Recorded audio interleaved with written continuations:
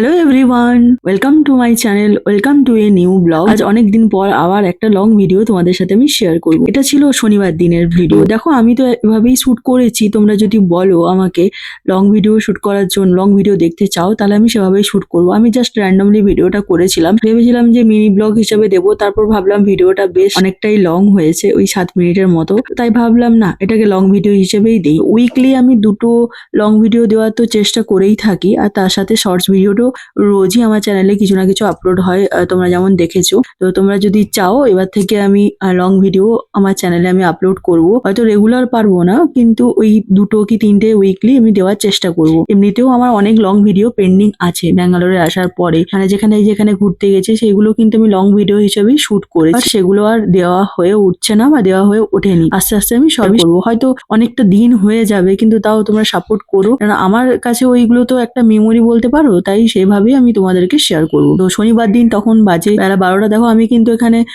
কথাও বলেছিলাম, বাট আমি এখন ভাবছি না, থাক ভয়েস ওভারেই দিয়ে দেবো। ওই দিন আমরা বেরিয়ে গিয়েছিলাম, হয়তো 12টা মতো বাজে, তখন গ্যাসের জন্য, গ্যাসের কাজের জন্য আমরা বেরিয়েছিলাম। ব্যাঙ্গালোরে আসার পর আমাদের তো আমরা প্রাইভেট গ্যাসই এতদিন কিনছিলাম, আর তোমরা তো জানো যে প্রাইভেট গ্যাসের এখন কিরকম প্রাইস।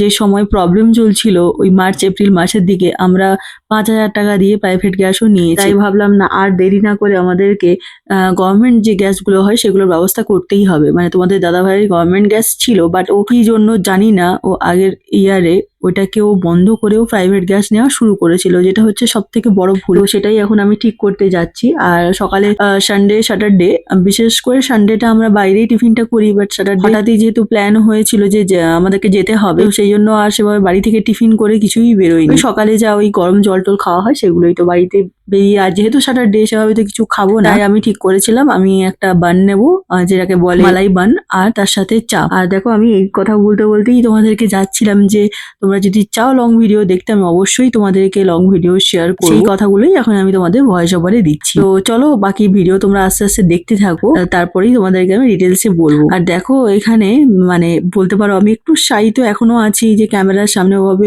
রাস্তায় ভিডিও অন করে কথা বলা আমি পারি না। যদিও ব্যাঙ্গালোরে এই প্রবলেমটা নেই, কারণ এখানে এই আমার মানে বাংলা ল্যাঙ্গুয়েজ থেকেও বুঝতে পারবে না, যারা বাঙালি আছে তারা অবশ্যই বুঝতে পারবে।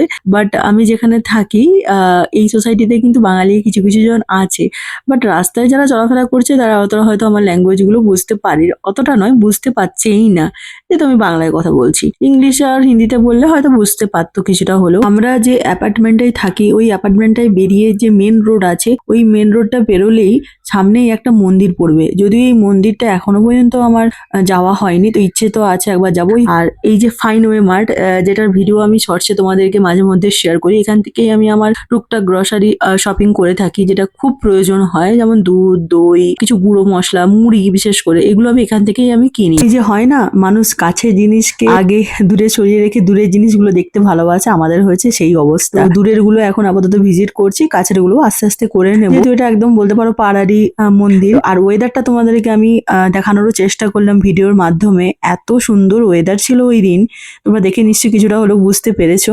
আর এইটা তো আমার সেই চেনা জায়গা, তোমরা অনেকেই দেখেছো এর আগের মিনি ব্লগগুলোতে। আমি এখানেই, আমরা সানডেতে মেন খাওয়া দাওয়াগুলো করি, মানে টিফিনটা খাওয়া দাওয়া করি।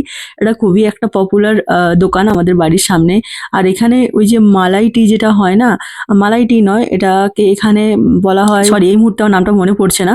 তো ওই চাটা খাওয়া আমার আগে খুব ভালো লাগতো, তাই খেতাম, বাট এখন অতটাও কেন জানি না ভালো লাগে না, মানে সকালের চা হিসাবে আমার ঠিক ওইটা ভালো লাগে না। আর বানটা তো অসম্ভব সুন্দর, দেখতেই পাচ্ছ পুরোটা মালাই দিয়ে তৈরি। আর এই যে চাটা তোমরা দেখতে পাচ্ছ, বাট আমার মনে হয় এই চাটা জাস্ট একটু মাঝে মধ্যে খেলাম, ইটস ওকে। এবার সকালের যে চা সেটা ঠিক পোষায় না আমার।